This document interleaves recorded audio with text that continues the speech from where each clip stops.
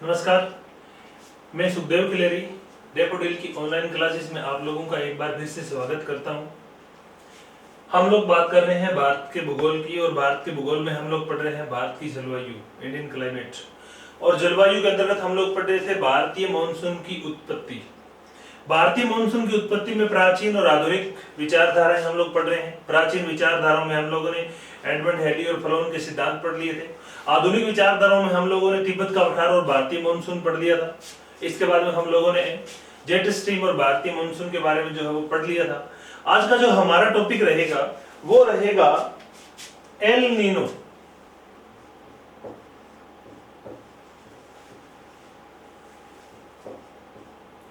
और भारतीय मॉनसून।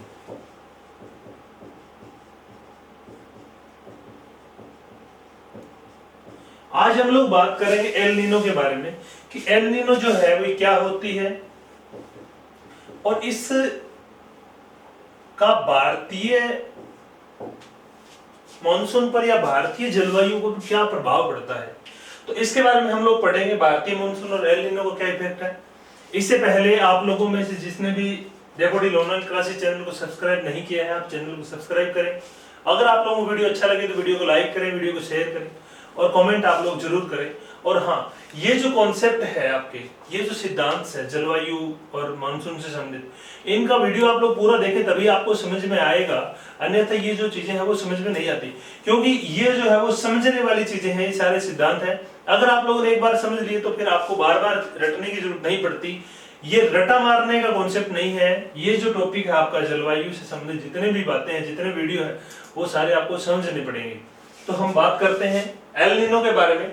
सबसे पहले हम पढ़ते हैं कि एल नीनो होती क्या है, कब आती है, किस समुद्र में इसका, ये क्या जल धारा है, ऐसे भी पूछा जाता है। जनरल क्वेश्चन आता है कि एल नीनो क्या है। तो इसका उत्तर ये है कि एल नीनो एक गर्म जल की धारा है। एल नीनो क्या है? एल नीनो एक गर्म जल की धारा है। सबसे पहला क्वेश्चन जो एल नीनो से जुड़ा होता है वो यही होता है कि एल नीनो क्या है। ऑप्शन में होता है एक वायु धारा है, एक जल धारा है, एक ठंडे जल की धारा है, या एक गर्म जल की धारा है। तो एल नीनो क्या है? वास्तव में एक गर्म जल की धारा है। अब बात आती है कि ये कहां पैदा होती है और किस समुद्र में पैदा होती है, किस महाद्वीप के तट के किनारे पैदा होती है, कब पैदा होती है, और इसका भारतीय मॉनसून से क्या संबंध है। इन सभी प्रश्नों के बारे में हम लोग डिटेल से पढ़ेंगे। एक एक जो बात है जो एल नीनो से जुड़ी हुई है वो हमारे लिए मोस्ट इंपोर्टेंट है। तो आप लोग इसके ऊपर ध्यान देना है कि किस प्रकार से यहाँ से प्रश्न बढ़ेंगे और किस प्रकार से हमें इसको समझना है। एक बार आप लोग इस वीडियो को अगर अच्छे से देख लेते हो तो एल नीनो से संबंधित कोई भी क्वेश्चन आपका नहीं बचेगा। और ये कॉन्सेप्ट वैसे आपको मुश्किल लगता है, लेकिन अगर आप वीडियो को देख लेते हो तो आपके लिए बहुत आसान हो जाएगा। तो हम लोग बात करते हैं कि एल नीनो कहाँ उत्पन्न होती है और ये भारतीय जलवायु के ऊपर क्या प्रभाव डालती है। तो सबसे पहले इसके लिए हमें थोड़ा वर्ल्ड मैप की सहायता लेनी पड़ेगी। हमें समझना पड़ेगा कि वर्ल्ड जो मैप है उसके अंदर एल नीनो कहां पैदा होती है और किस प्रकार से पैदा होकर के ये कहां भारत के ऊपर कहां इफेक्ट कैसे डालती है। तो सबसे पहले हम बात करते हैं एल नीनो की जो उत्पत्ति होती है उसके बारे में।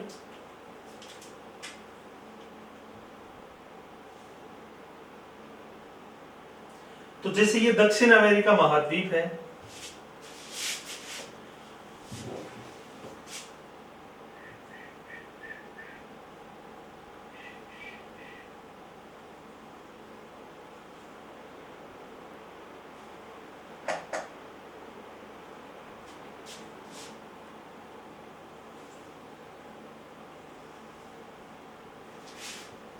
ये दक्षिण अमेरिका महाद्वीप है। इसके बाद में जैसे इसके पश्चिम में यहां पे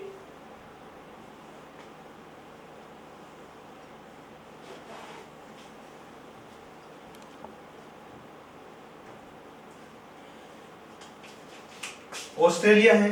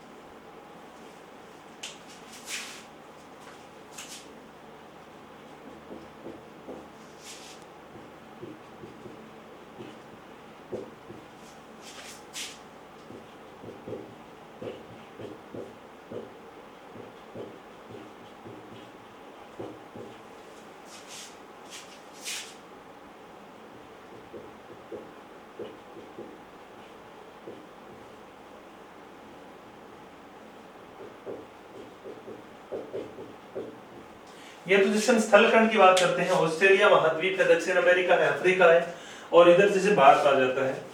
अब हम लोग बात करते हैं तो ये जो समुद्र है, ये जो भाग है, ये है दक्षिणी प्रशांत महासागर, दक्षिणी प्रशांत महासागर। यह है दक्षिणी अटलांटिक महासागर या दक्षिणी अंध महासागर, और यह है हिंद महासागर।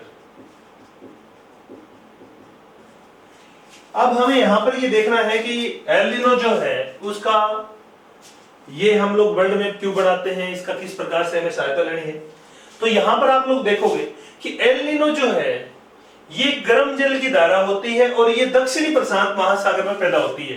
पहला जो क्वेश्चन यहां से जो पहली बात आपको ध्यान में रखनी है वो ये है कि एल नीनो जो धारा है इसकी उत्पत्ति दक्षिणी प्रशांत महासागर में होती है। दूसरी बात जो हमें ध्यान में देनी है, जैसे इस क्षेत्र से होकर के भूमध्य रेखा गुजरती है,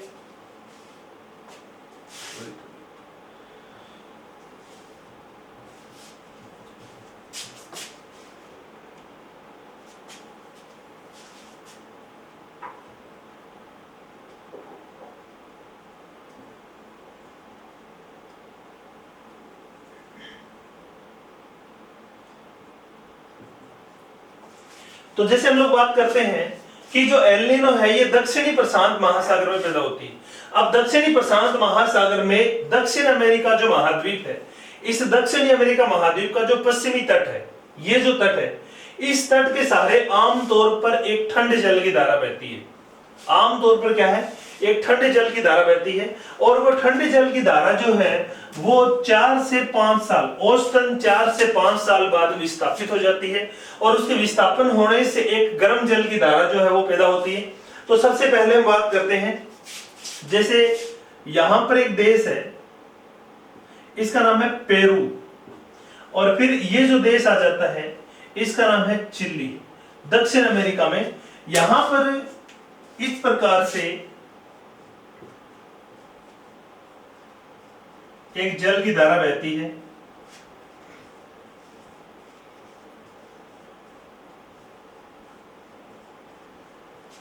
इस प्रकार से। ऑस्ट्रेलिया तट के साथ आमतौर पर 4-5 साल जो है वो गर्म जल की धारा बहती है।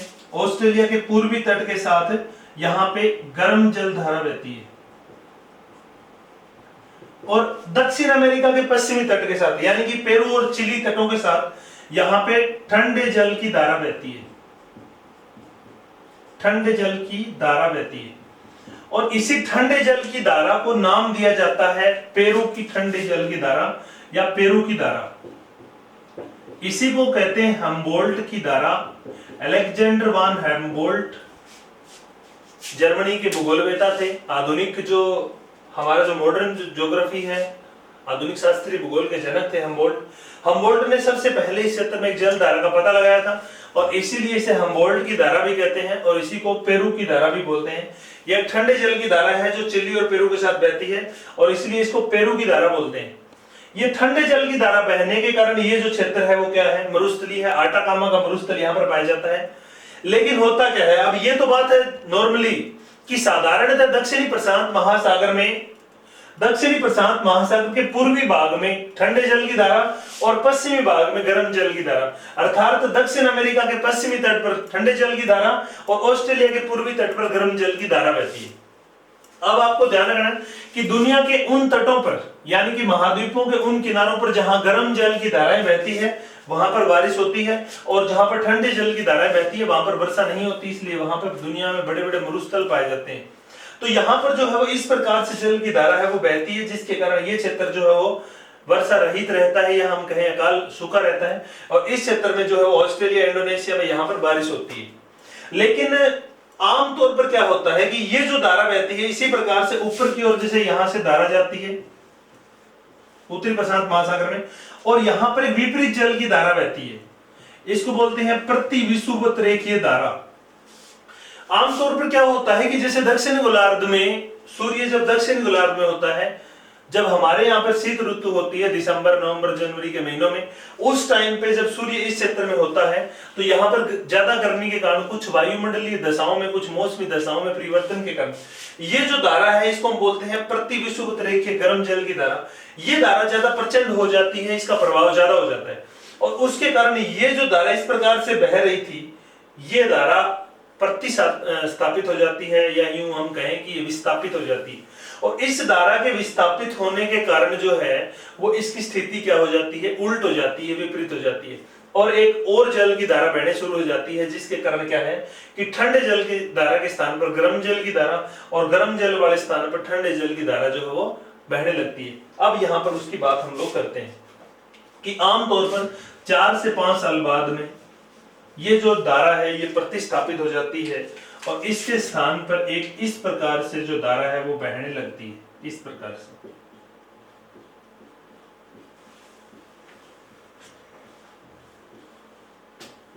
अब होता क्या है कि जब दक्षिण अमेरिका के पश्चिमी तट यानी कि पेरू चिली के किनारे ठंडे जल की धारा बहती है, यानी कि पेरू की धारा बहती है, तो ये धारा दक्षिण अमेरिका से टकरा करके और 2 भागों में बढ़ जाती है। एक शाखा उत्तर की ओर चढ़ जाती है और एक शाखा जो वो दक्षिणी महासागरीय प्रवाह के रूप में आगे बढ़ती है और यही धारा जाकर के हिंद महासागर में जो है वो वायु दाब जो है वो हिंद महासागर क्षेत्र में जाकर के और इस क्षेत्र का वायु दाब है उसको बढ़ा देती है। यानी कि आमतौर पर जब शीतकाल होता है तो यहाँ पे वायु दाब ज्यादा होता है और यहाँ पे जो वायु दाब है वो कम होता है, इस प्रकार की स्थिति होती है।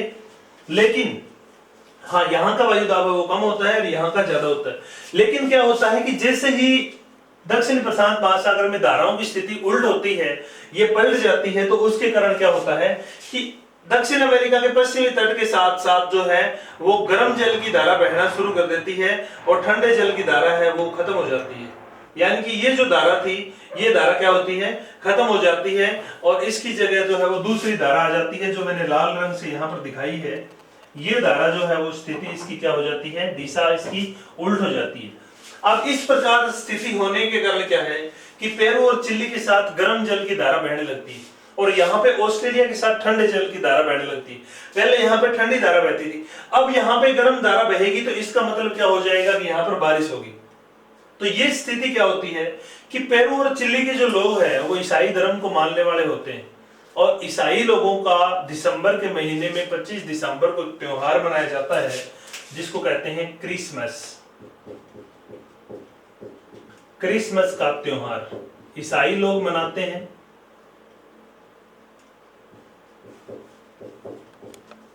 ये जो क्रिसमस त्योहार होता है ये दिसंबर के महीने में मनाया जाता है, 25 दिसंबर।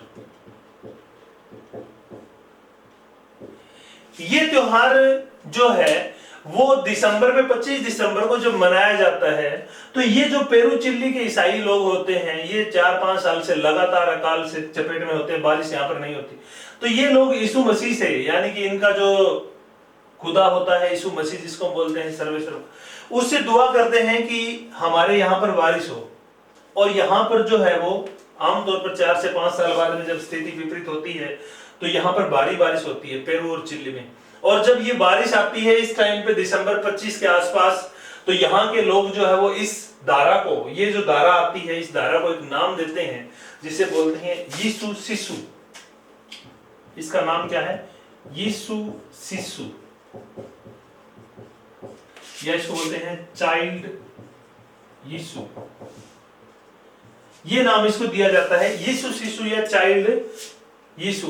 यानी कि यीशु मसीह जो है होता है वो ईसाइयों का धर्म मुखिया होता है, ईसाई धर्म का जो प्रमुख होता है उसको यीशु मसीह बोलते हैं। और यीशु मसीह जो है वो इसका त्योहार कब मनाया जाता है, दिसंबर में 25 को। इसी टाइम ये धारा आती है तो इसको चाइल्ड यीशु का नाम दिया जाता है। और ये जो धारा आती है तो यहाँ पे बारिश करती है, तो यहाँ के लोगों को राहत मिलती है, लंबे टाइम बाद में बारिश होती है तो यहाँ का जो क्षेत्र है वो हरा भरा हो जाता है। और इस क्षेत्र में जब इसी यीशु शिशु को क्या नाम दिया जाता है, एल नीनो। तो यहाँ पर दूसरा प्रश्न ये बनता है कि एल नीनो का दूसरा नाम क्या है, तो एल नीनो का दूसरा नाम है यीशु शिशु या चाइल्ड यीशु। कहाँ बोला जाता है इसको, दक्षिण अमेरिका के पश्चिमी तट के ऊपर। और ये जो है वो क्या है, एल नीनो एक गर्म जल की धारा है जो कहाँ आती है, पेरू और चिली के किनारे आती है। तो यहाँ पर तो बारिश होती है, आमतौर पर यहाँ पर बारिश नहीं होती, लेकिन जब एल नीनो आती है तो यहाँ पर बारिश होती है। और एल नीनो आती है तो क्या होता है कि यहाँ पर स्थिति विपरीत हो जाती है कि ऑस्ट्रेलिया और इंडोनेशिया में अकाल पड़ जाता है। इस क्षेत्र में जो है वो साधारणतः बारिश होती है, लेकिन जब एल नीनो आती है तो यहाँ पर बारिश नहीं होती और ये अकाल की चपेट में आ जाता है। लेकिन यहाँ पर भी लंबे समय तक बारिश होती है पेरू और चिली में, तो ज्यादा बारिश होने के कारण यहाँ पर बाढ़ आ जाती है और फिर लास्ट में यहाँ के लोग ये दुआ करते हैं कि ये बारिश रुक जाए। इस प्रकार की सिचुएशन पैदा हो जाती है। तो पेरू और चिली में जब इस प्रकार की सिचुएशन होती है तो उसको हम लोग बोलते हैं एल नीनो। अब हमें बात करनी है कि एल नीनो का भारतीय मानसून पर क्या प्रभाव पड़ता है।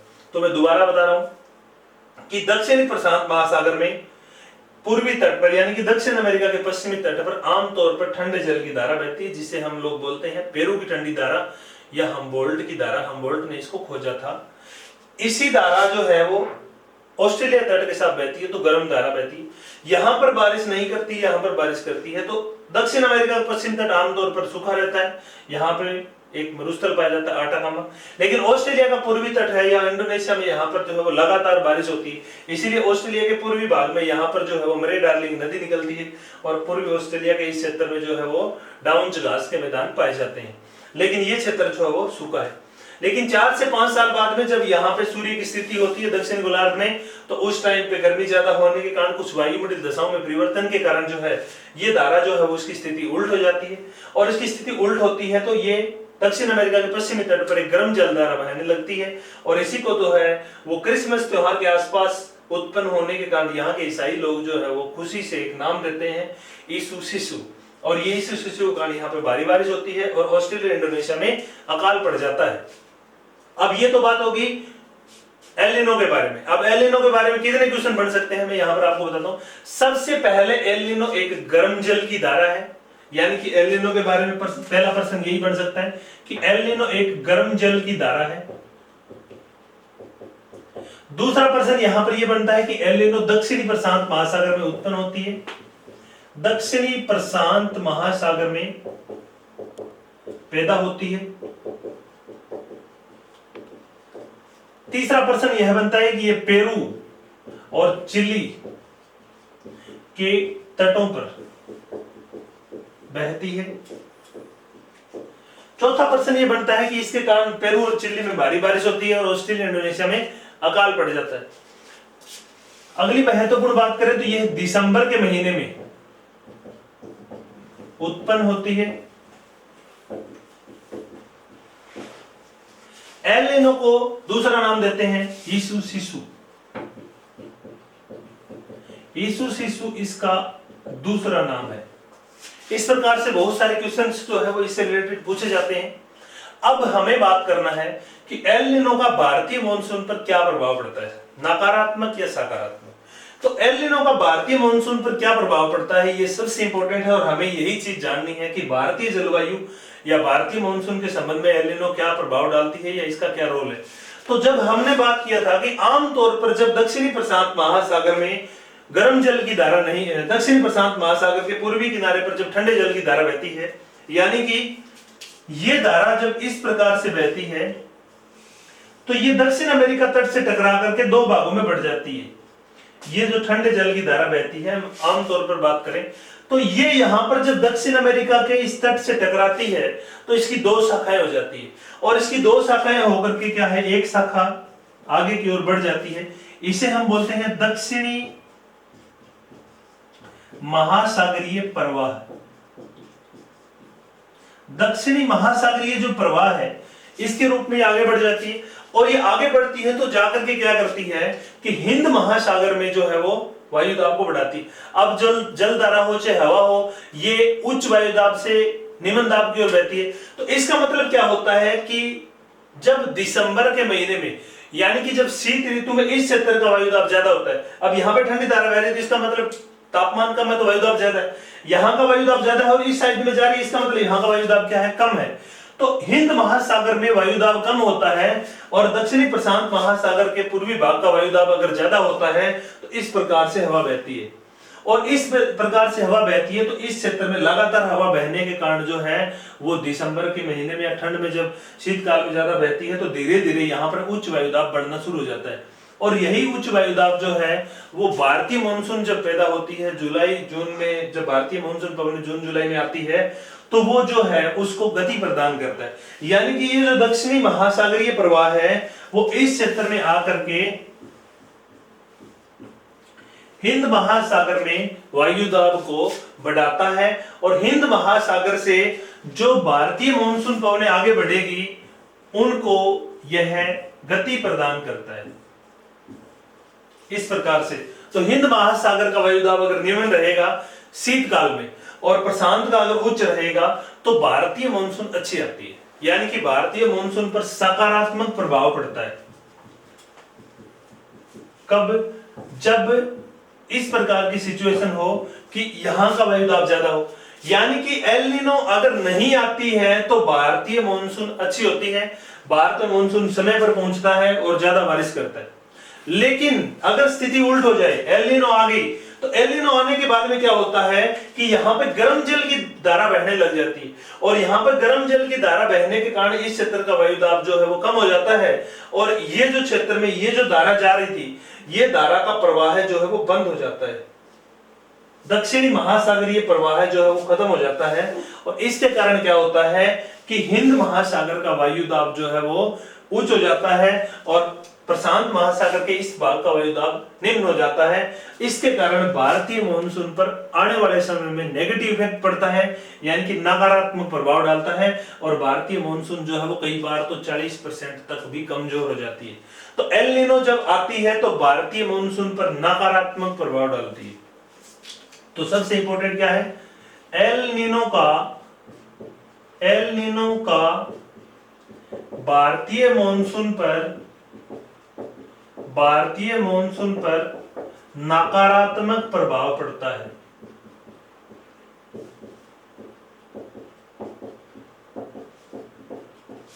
भारतीय मानसून पर एल नीनो का क्या है, नकारात्मक प्रभाव पड़ता है और एल नीनो आती है तो क्या है, शीतकाल में हिंद महासागर का वायुदाब ज्यादा हो जाता है, फिर ग्रीष्म काल में जो है वो कम हो जाता है। तो इस प्रकार की सिचुएशन पैदा हो जाती है।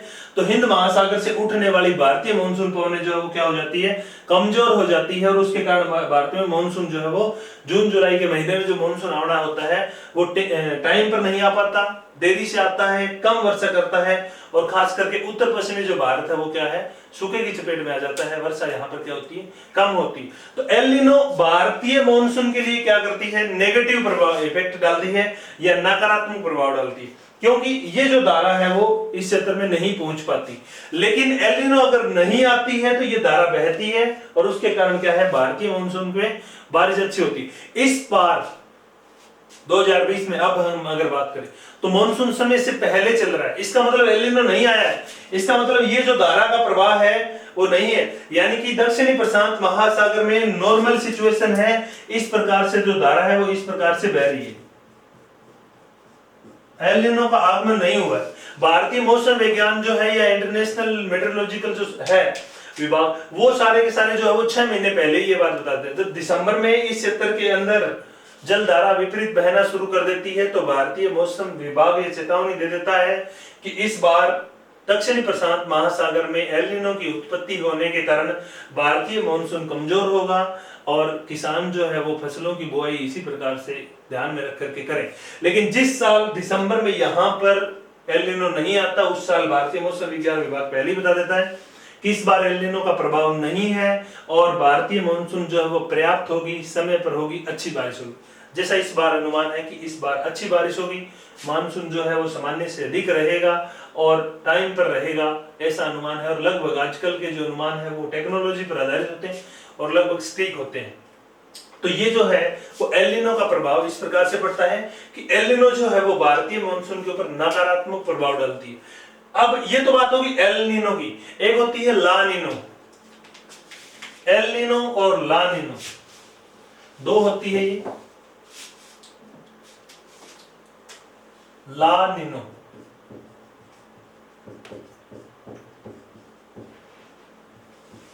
ला नीनो एक होती है एल नीनो, एक होती है ला नीनो।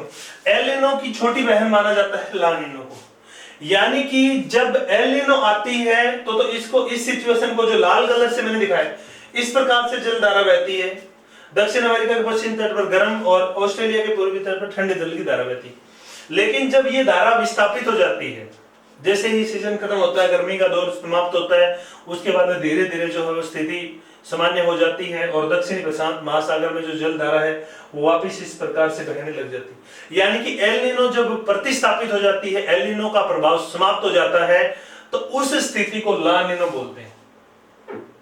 ठीक है, ला नीनो क्या है? भारतीय मानसून के लिए सकारात्मक प्रभाव डालती है, यानी कि इसके कारण क्या होता है, भारत में पर्याप्त वर्षा होती है। तो ये हमें ध्यान रखना है कि एल नीनो जो है वो नकारात्मक है भारतीय मानसून के लिए और ला नीनो क्या है? सकारात्मक है। ये इसका प्रभाव होता है। अब हम लोग बात करते हैं, यहां तक उम्मीद करता हूं आप लोग समझ गए होंगे, मैं दोबारा बताता हूं। एल नीनो एक गर्म जल की धारा है जो कि दक्षिणी प्रशांत महासागर में पैदा होती है। यह दक्षिणी प्रशांत महासागर के पूर्वी भाग में और दक्षिण अमेरिका के पश्चिमी तट के किनारे पेरू और चिली के किनारे बहती है। इस गर्म जल की धारा के कारण पेरू और चिली में खूब बारिश होती है, लेकिन इंडोनेशिया और ऑस्ट्रेलिया में अकाल पड़ जाता है। हालांकि इस क्षेत्र में मछलियां मारी जाती है गर्म जल की धारा के कारण, इनको नुकसान भी होता है। जैसे एंकोबीज नाम की मछली यहाँ पर ज्यादा पाई जाती है दुनिया में, लेकिन इस क्षेत्र में बारिश के कारण इन लोगों को जो है वो राहत मिलती है। लंबे समय तक बारिश ना होने के कारण अकाल से राहत मिलती है। अब तीसरी जो महत्वपूर्ण है कि ये जो धारा है वो पेरू और चिली तटों के साथ बहने वाली गर्म जल की धारा है। ये दिसंबर के महीने में 25 दिसंबर के आसपास जब क्रिसमस का त्योहार होता है उस टाइम पे यह पैदा होती है। इसीलिए इस धारा को यीशु शिशु का नाम देते हैं ईसाई लोग।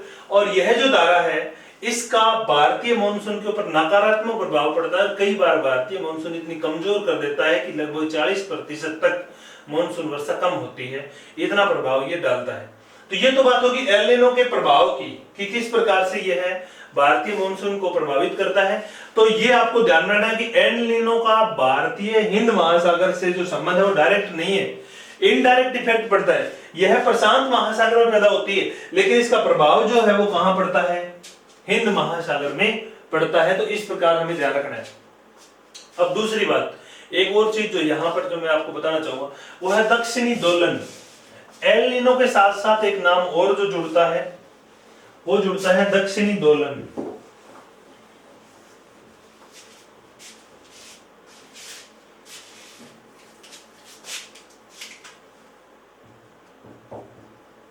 एक नाम आया है दक्षिणी दोलन, या इसको बोलते हैं सदर्न ओसिलेशन।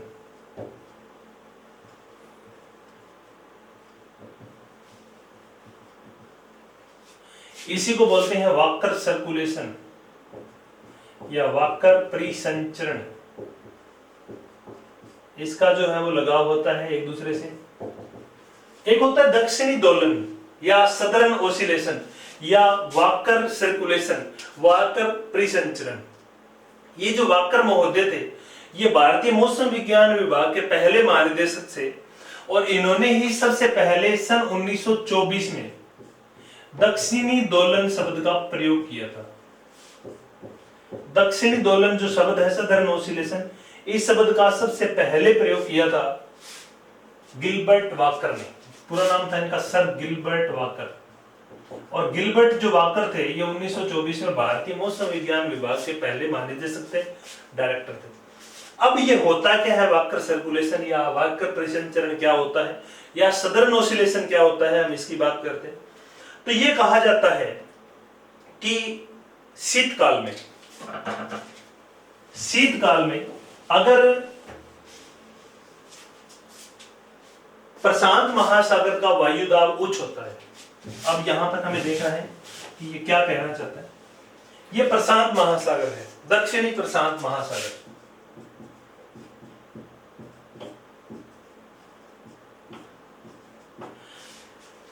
दक्षिणी दोलन ये कहता है कि शीतकाल में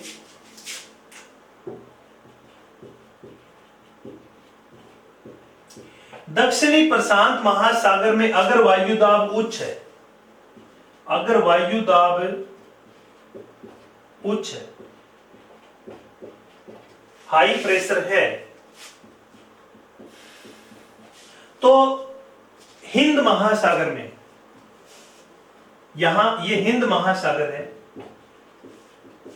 यहां पर निम्न वायुदाब होता है।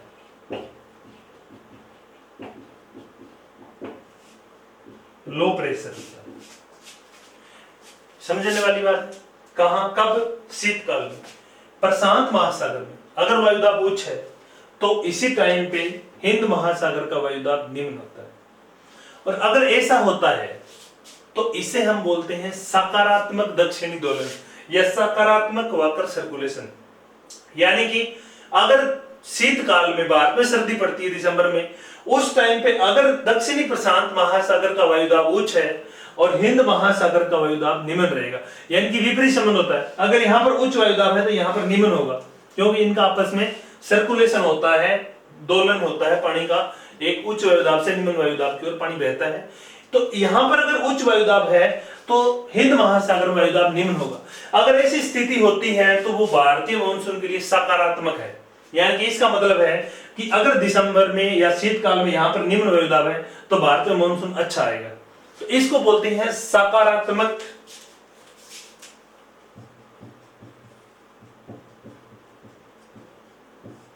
वाकर परिसंचरण या सकारात्मक दक्षिणी दोलन। ये तो बात होगी सकारात्मक, यानी कि इसका इफेक्ट क्या होगा? पॉजिटिव होगा। अगर यहां पर वायुदाब उच्च है तो यहां पर उच्च है तो सीधी सी बात है, ठंडे जल की धारा बह रही है, पेरू की धारा बह रही है इस प्रकार से, और जहां पे ठंडे जल की धारा बहती है तो इसका मतलब वहां पे उच्च वायुदाब है और फिर ये धारा आ रही है और वो भारतीय मानसून को आगे गति प्रदान करेगी। लेकिन अगर शीतकाल में यहां वायुदाब उच्च नहीं है, अगर यहां पर वायुदाब निम्न हो जाए, अगर शीतकाल में दक्षिणी प्रशांत महासागर का वायुदाब निम्न है, लो प्रेशर है, तो यहां का वायुदाब यानी कि हिंद महासागर का वायुदाब क्या हो जाता है? उच्च हो जाता है।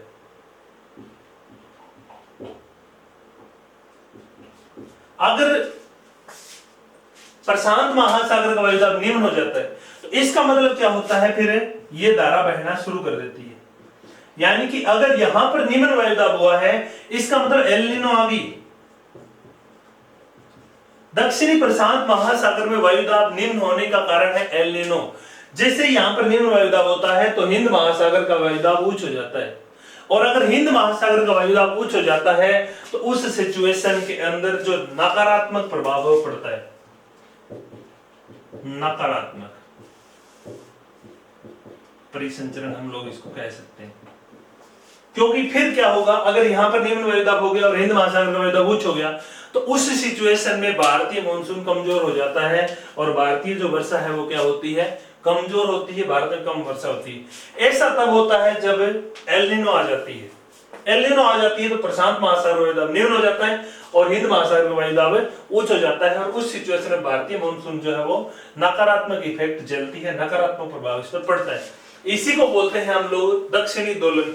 दक्षिणी दोलन का मतलब यही होता है कि अगर प्रशांत महासागर में उच्च वायुदाब है तो हिंद में निम्न है, अगर प्रशांत महासागर में निम्न वायुदाब है तो हिंद में उच्च है। और इसी प्रकार ये जल का जो दोलन होता है, क्योंकि सभी महासागर दक्षिण में आपस में जुड़े हुए और इनका जो जल है वो आपस में इस प्रकार से गतिमान होता है और ये वायुदाब उच्च से निम्न की ओर इस प्रकार से क्रिया प्रणाली चलती रहती है। इसी को हम सदर्न ऑसिलेशन बोलते हैं।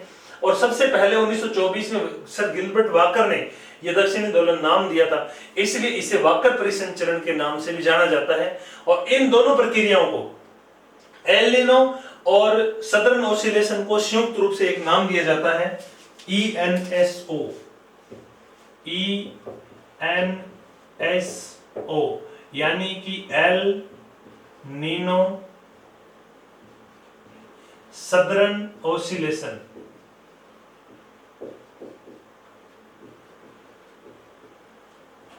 संयुक्त रूप से इसको ये नाम देते हैं El Nino southern oscillation, El Nino दक्षिणी दोलन। संयुक्त रूप से जो है वो इनका क्या होता है? आपस में संबंध होता है कि एल नीनो आती है तो दक्षिण प्रशांत महासागर का वायुदाब निम्न हो जाएगा और हिंद महासागर का वायुदाब उच्च हो जाएगा, और इस सिचुएशन में भारतीय मानसून पर नकारात्मक प्रभाव पड़ेगा। अगर एल नीनो नहीं आती है तो प्रशांत महासागर का वायुदाब उच्च रहेगा और हिंद महासागर का वायुदाब निम्न रहेगा। उस सिचुएशन में भारतीय मानसून जो है वो मजबूत आती है। तो इस प्रकार से जो मॉडर्न थ्योरी है जो मानसून उत्पत्ति की, उसका सबसे इंपॉर्टेंट फैक्ट वर्तमान समय में अगर हम बात करें तो सबसे ज्यादा जो प्रभाव डालता है वो एल नीनो डालता है। भारतीय मॉनसून के आधुनिक सिद्धांतों में सबसे प्रभावशाली जो सिद्धांत माना जाता है वो एल नीनो का माना जाता है, क्योंकि एल नीनो जो है वो पूरे देश के मानसून तंत्र को तहस-नहस कर देती है जिस साल ये आती है, क्योंकि ये फिर इसके कारण जो बारिश है वो कमजोर होती है। ये एल नीनो की इफेक्ट के ऊपर डिपेंड करता है कितनी मजबूती से है। जितनी ज्यादा एल नीनो यहाँ पे परसेंट आएगी उतना ही मानसून भारत में कमजोर हो जाएगा, तो अधिकतम जो है वो 40% तक ये प्रभाव डाल देती है। तो इस प्रकार से हमें ये ध्यान रखना है कि एल नीनो का और सदर्न ऑसिलेशन का यानी कि दक्षिणी दोलन का क्या संबंध होता है। मैं दोबारा बताता हूँ, दक्षिणी दोलन यानी कि सदर्न ऑसिलेशन, दक्षिणी महासागर जो है इनका जो जल का जो होता है, या हम कहें कि मौसमी जो तंत्र होता है ये आपस में संबंधित होता है। अगर हिंद महासागर वायुदा उच्च है तो यहाँ पे निम्न होता है, यानी कि जब शीत ऋतु के अंदर अगर दक्षिणी प्रशांत महासागर में वायुदा उच्च है तो यहाँ पे हिंद महासागर में निम्न हो जाएगा। उस सिचुएशन में भारत में मानसून अच्छी आती है गर्मी में। लेकिन अगर यहाँ का वायुदाब निम्न है तो वहां का वायुदाब उच्च हो जाएगा और उस काल में भारतीय मानसून कमजोर हो जाती है, और ऐसा एल नीनो के कारण होता है। और इस संयुक्त प्रभाव को इन सो बोला जाता है, एल नीनो सदर्न ऑसिलेशन। तो इस प्रकार से इसी को वाकर परिसंचरण भी कह देते हैं। हालांकि वाकर परिसंचरण और जो दक्षिणी दोलन है इसके बारे में बहुत लंबी कहानी है, पूरा अगर हम बताएं तो वो अलग चीज है। लेकिन भारतीय अगर हम संदर्भ में बात करें, भारतीय मॉनसून से और भारतीय जलवायु से जोड़ करके अगर हम बात करें तो ये इतना ही कॉन्सेप्ट बनता है जो आपके लिए जरूरी है। इसमें से क्वेश्चन इस प्रकार से पूछे जा सकते हैं। तो आज का जो टॉपिक था हमारा वो था भारतीय मॉनसून और एल नीनो का क्या संबंध है और किस प्रकार से प्रभाव डालती है। मोटा मोटी अगर हम बात करें तो सीधा सीधा जो क्वेश्चन बनता है इसका उत्तर यही कि एल नीनो भारतीय मानसून के ऊपर बहुत नकारात्मक प्रभाव डालती है। एल नीनो से संबंधित जितने भी प्रश्न पढ़े हैं मैंने आपको बता दिए। मैं दोबारा बता रहा हूँ, एल नीनो से संबंधित जो क्वेश्चन बनते हैं उसमें पहला प्रश्न बनता है एल नीनो क्या है। एल नीनो गर्म जल की धारा कहाँ पैदा होती है? दक्षिणी प्रशांत महासागर में पैदा होती है। दक्षिणी प्रशांत महासागर में कहाँ होती है? तो दक्षिण अमेरिका के पश्चिमी तट पर पैदा होती है, पेरू और चिली तटों पर पैदा होती है। ये कब पैदा होती है? ये दिसंबर के महीने में क्रिसमस के त्योहार के आसपास पैदा होती है। इसके कारण दक्षिण अमेरिका के तटों पर भारी बारिश होती है, बाढ़ आ जाती है, लेकिन ऑस्ट्रेलिया इंडोनेशिया में अकाल पड़ जाता है और इसी के प्रभावाधीन भारत में कम वर्षा होती है। तो इस प्रकार से हमें जो है वो एल नीनो से संबंधित जितने भी प्रश्न है वो ध्यान रखने हैं और उम्मीद करता हूं कि ये टॉपिक आप लोगों को समझ में आ गया होगा। अगर कोई भी क्वेश्चन इससे संबंधित आपके दिमाग में है तो आप लोग कमेंट करके पूछ सकते हो। धन्यवाद।